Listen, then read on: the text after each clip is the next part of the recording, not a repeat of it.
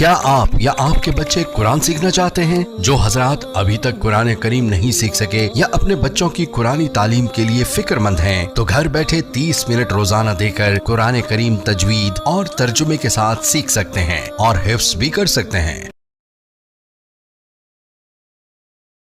حضرت علی رضی اللہ عنہ نے ارشاد فرمایا کہ نبی صاحب نے ارشاد فرمایا اطیب الریح ریح فی الارض الہند، کہ سب سے اچھی خوشبو سرزمین ہند کی ہے۔ یہ حاکم کی روایت ہے۔ علامہ اقبال نے اسی کو کہا تھا، میر عرب کو آئی ٹھنڈی ہوا جہاں سے، میرا وطن وہی ہے، میرا وطن وہی ہے۔ یعنی نبی علیہ السلام نے ارشاد فرمایا کہ مجھے اس طرف سے ٹھنڈی ہوا آتی ہے۔ تو آقا صلی اللہ علیہ وسلم کا یہ فرمانا کوئی بشارت رکھتا ہے۔ چنانچہ اگر سعودی عرب کے مشرق میں دیکھیں نا تو 4 ملک بنتے ہیں۔ ایک تو ہندوستان بنتا ہے، مگر اس میں سے چونکہ ہندوؤں کی اکثریت ہے، سکھوں کی اکثریت ہے، مسلمان اگرچہ 20 کروڑ ہیں مگر وہ ان میں تحلیل ہو جاتے ہیں، پتہ ہی نہیں چلتا کہ مسلمان ہیں یا نہیں۔ ہر معاملہ وہاں ہندوؤں کے ہاتھ میں ہے، تو ہندوستان تو آپ ایک طرف کر دیں۔ پھر اس کے بعد دوسرا ملک ہے ایران۔ ایران میں شیعوں نے ایسا قبضہ کیا ہوا ہے کہ وہ شیعت کے اندر لپٹے ہوئے ہیں، لہذا وہ بھی آؤٹ آف کویسچن ہو گیا۔ اب باقی 2 ملک رہ جاتے ہیں، ایک پاکستان اور ایک افغانستان۔ ان دونوں میں اہل سنت والجماعت لوگ موجود ہیں اور دین کی محبت والے اور دین پر عمل کرنے والے لوگ موجود ہیں۔ تو اس کا مطلب یہ ہوا کہ نبی علیہ السلام کو جو ٹھنڈی ہوا آپ نے فرمایا کہ مجھے ٹھنڈی ہوا آ رہی ہے، وہ پاکستان اور افغانستان اس علاقے سے آ رہی تھی۔ ویسے بھی اگر آپ تاریخ کا مطالعہ کریں نا تو 2 پہاڑوں کا سلسلہ ہے، ایک ہے کوہ ہمالیہ اور ایک ہے کوہ ہندو کش۔ اگر نقشہ اٹھا کے دیکھیں تو اس کے اندر ایک مثلث بنتی ہے۔ اس مثلث کو اس زمانے میں وادی سندھ کہا جاتا تھا۔ اگر ایگزیکٹ جگہ دیکھنی ہو تو جیسے ہمارے ہاں مالاکنڈ کے پہاڑ ہیں نا، وہ بالکل اسی کے اندر آتے ہیں۔ تو گویا نبی علیہ السلام نے فرمایا کہ مجھے اس طرف سے ٹھنڈی ہوا آ رہی۔ ٹھنڈی ہوا کا کیا مطلب کہ یہاں سے دین کی محنت اٹھے گی اور بالآخر پوری دنیا کے اندر دین پھیلنے کا ذریعہ بن جائے گی۔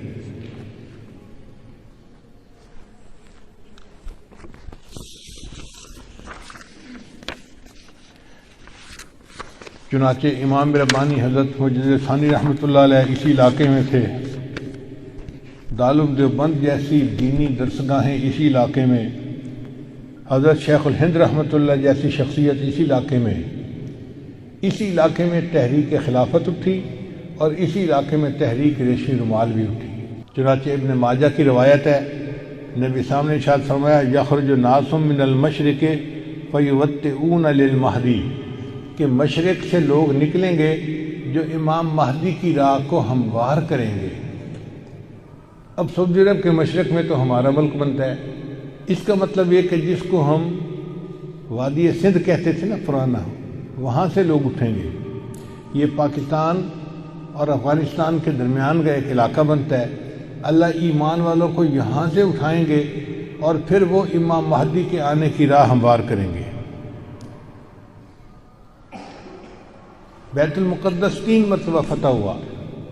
ایک مرتبہ عربوں نے فتح کیا حضرت عمر رضی اللہ عنہ کے زمانے میں بغیر لڑائی کے، کافروں نے چابیاں ہی حوالے کر دی تھیں۔ دوسری فتح پھر کردستان کا ایک نوجوان تھا جس کا نام تھا صلاح الدین ایوبی، اس نے صلیبی جنگیں لڑی اور کافروں سے بیت المقدس کو فتح کروا لیا۔ اب تیسری مرتبہ وہ پھر فتح ہوگا اور ہمارا یہ گمان ہے کہ اللہ تعالیٰ یہ اعزاز پاکستان کے لوگوں کو عطا فرمائیں گے۔ چنانچہ ابن ماجہ کی روایت ہے، نبی صاحب نے ارشاد فرمایا یخرج ناس من المشرق فیوطئون للمہدی، کہ مشرق سے لوگ نکلیں گے جو امام مہدی کی راہ کو ہموار کریں گے۔ اب سعودی عرب کے مشرق میں تو ہمارا ملک بنتا ہے۔ اس کا مطلب یہ کہ جس کو ہم وادی سندھ کہتے تھے نا پرانا، وہاں سے لوگ اٹھیں گے۔ یہ پاکستان اور افغانستان کے درمیان کا ایک علاقہ بنتا ہے۔ اللہ ایمان والوں کو یہاں سے اٹھائیں گے اور پھر وہ امام مہدی کے آنے کی راہ ہموار کریں گے۔ بیت المقدس 3 مرتبہ فتح ہوا۔ ایک مرتبہ عربوں نے فتح کیا حضرت عمر لانو کے زمانے میں بغیر لڑائی کے، کافروں نے چابیاں ہی حوالے کر دی تھی۔ دوسری سطح صرف کردستان کا ایک نوجوان تھا جس کا نام تھا صلاح الدین ایوبی، اس نے صلیبی جنگیں لڑی اور کافروں سے بیت المقدس کو فتح کروا لیا۔ اب تیسری مرتبہ وہ پھر فتح ہوگا، اور ہمارا یہ گمان ہے کہ اللہ تعالیٰ یہ اعزاز پاکستان کے لوگوں کو ادا فرمائے۔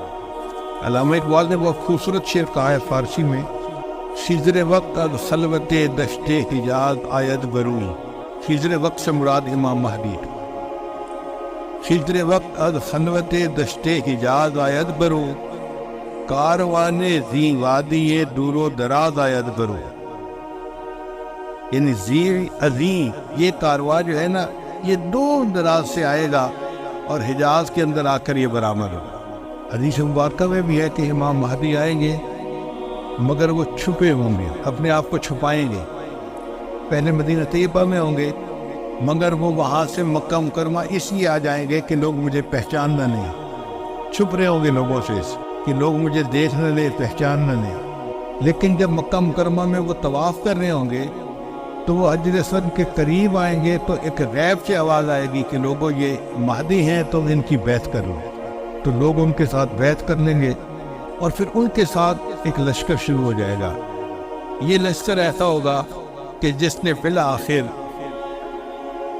بیت المقدس کو فتح کرنا۔ حدیث مبارکہ میں ہے کہ کالے جھنڈے یہ لے کر لوگ اٹھیں گے اور وہ اس کو جا کر بیت المقدس کے اندر گاڑیں گے، یعنی امام مہدی کے ہاتھ پہ اللہ تعالیٰ بیت المقدس کو فتح کروائیں گے۔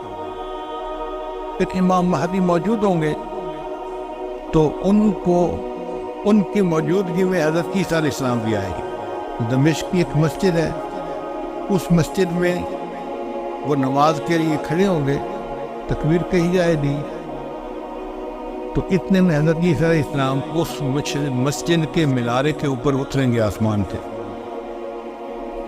تو امام مہدی ان کو کہیں گے کہ آپ نماز پڑھائیں، اور وہ امام مہدی کو کہیں نہیں کہ آپ نماز پڑھائیں۔ چنانچہ حضرت عیسیٰ علیہ السلام کے حکم پر امام مہدی نماز پڑھائیں گے۔ یہ اعزاز ملے گا ان کو کہ حضرت عیسیٰ علیہ السلام ان کے پیچھے نماز ادا کریں۔ اب حضرت عیسیٰ علیہ السلام نبی علیہ السلام کی شریعت کے مطابق یہاں پر زندگی گزاریں گے۔ یہ ان کے لیے بھی اعزاز کہ انہوں نے دعا مانگی تھی کہ اللہ مجھے اپنے محبوب کی امت میں ہونے کا شرف عطا فرما، تو اللہ نے ان کو آسمانوں پہ بلا لیا اور پھر اللہ ان کو دوبارہ بھیجیں گے تاکہ وہ اس شرف کو حاصل کر سکے۔ پھر حضرت عیسیٰ علیہ السلام بیت المقدس آئیں گے، اتنے میں دجال بھی آ جائے گا۔ اب دجال جو ہے وہ پوری دنیا کے اندر کفر کو پھیلائے گا۔ اس کے پاس ٹیکنالوجی ایسی ہوگی کہ بارش برسے گی، کھیتیاں زیادہ ہو جائیں گی، پھل زیادہ ہو جائیں گے اور لوگ اس کے پیچھے لگ جائیں گے مادی وسائل کی وجہ سے۔ بلکہ حدیث پاک میں آتا ہے کہ اس کی پیروی کرنے والی عورتیں زیادہ ہوں گی، کیونکہ عورتوں میں مادیت پرستی زیادہ ہوتی ہے، چمک دمک ان کو زیادہ کھینچتی ہے، تو یہ دجال کے فتنے میں زیادہ گرفتار ہوں گی۔ پھر حضرت عیسیٰ علیہ السلام کو جب پتہ چلے گا تو وہ دجال کی پیچھا کریں گے کہ اس کو قتل کریں۔ اب دجال وہاں سے بھاگے گا تو بھاگ کے کہاں جائے گا؟ وہ اسرائیل جائے گا، اور وہاں پر ایک جگہ ہے اس کا نام ہے باب لد۔ اس وقت بھی اسرائیل میں ایک ایئرپورٹ ہے، اس کا نام ہے لد ایئرپورٹ، شہر کا نام بھی لد ہے، اور اسرائیل والوں نے وہاں پر ایک دروازہ بنایا ہے، اس کے اوپر انہوں نے باقاعدہ لکھا ہے باب لد۔ 1400 سال پہلے نبی علیہ السلام نے فرما دیا کہ اس جگہ پر دجال پہنچے گا تو عیسیٰ علیہ السلام وہاں پر اس کو قتل کر لیں۔ بہت عرصہ میں یہ سوچتا رہا کہ دجال نے بھاگنا تھا تو کہیں پہاڑوں میں رفوش ہو جاتا۔ رشیا کے پہاڑ ہیں، دوسرے ملکوں میں پہاڑ ہیں، پہاڑی سلسلے تو بہت ہیں پوری دنیا میں، تو یہ مقام لد کا کیا مان؟ بعد میں بات سمجھ میں آئی کہ لد کا جو ایئرپورٹ ہے نا وہ اسپیس پورٹ بھی ہے، یعنی وہاں سے جہاز بھی اڑتے ہیں اور وہاں سے خلائی گاڑیاں بھی اڑ کے خلا میں جاتی ہیں۔ اس کا مطلب یہ کہ دجال یہ چاہے گا کہ میں لد پہنچوں اور وہاں سے اسپیس شپ میں بیٹھ کے میں خلا میں چلا جاؤں، کیونکہ دنیا تو مجھے یہ نہیں چھوڑیں گے، تو میں یہاں دنیا سے چلا ہی جاؤں۔ تو اس کی کوشش یہ ہوگی کہ میں یہاں سے خلا میں چلا جاؤں، مگر اللہ تعالیٰ فضل فرمائے گے اور عیسیٰ علیہ السلام اس کو اپنی فلائٹ لینے سے پہلے لد کے مقام پہ قتل کر لیں۔ پھر اس کے بعد عیسیٰ علیہ السلام بیت المقدس کے تخت پر بیٹھ کر پوری دنیا کے فیصلے کریں گے۔ پوری دنیا کی حکومت عیسیٰ علیہ السلام کے ہاتھ میں ہوگی۔ پھر عیسیٰ علیہ السلام صلیب کو توڑیں گے اپنے ہاتھوں سے، اور پھر یہود و نصارہ میں جو ان کی مخالفت کرے گا اس کو وہ قتل کریں گے، حتیٰ کہ ایک ایسا وقت آئے گا کہ پوری دنیا میں ایک بھی بندہ غیر مسلم نہیں رہے گا، سارے مسلمان ہو۔ اس وقت اتنی برکتیں ہوگی، حدیث پاک میں آتا ہے کہ ایک گائے کا دودھ پورے خاندان کے لیے کافی ہو جائے گا۔ اب یہ بات تو سمجھ میں آتی ہے، آج ایسی گائے بن گئی ہے جو 100 لیٹر دودھ دیتی ہیں ایک دن میں۔ اب 100 لیٹر تو واقعی پورے خاندان کے لیے کافی ہے، 40-50 گھروں کے لیے کافی ہو جاتا۔ یہ باتیں نبی صاحب نے اس وقت فرمائی جب کہ لوگوں کو اس کا تصور بھی نہیں ہو سکتا تھا۔ میرے آقا صلی اللہ علیہ وسلم کی نگاہ کیسی تھی؟ یہ نگاہ نبوت تھی جو بہت دور دیکھ لیتی تھی، کہ 1400 سال پہلے بیٹھ کر ایسی باتیں تھیں جیسے آج اپنی آنکھ سے دیکھ کے کوئی بندہ باز کر رہا ہوتا۔ پھر عیسیٰ علیہ السلام فوت ہو جائیں گے، اور اس کے بعد جو بگاڑ آئے گا نا وہ پرماننٹ بگاڑ ہوگا، اور اس کے بعد پھر قیامت قائم ہوگی علی شرار الناس، ان لوگوں پر جو سب سے زیادہ شریر لوگ ہوں گے۔ تو ایسے لگتا ہے حالات سے کہ قیامت کے بڑی بڑی نشانیاں پوری ہو گئی، اب امام مہدی کے آنے کا وقت بہت قریب ہے۔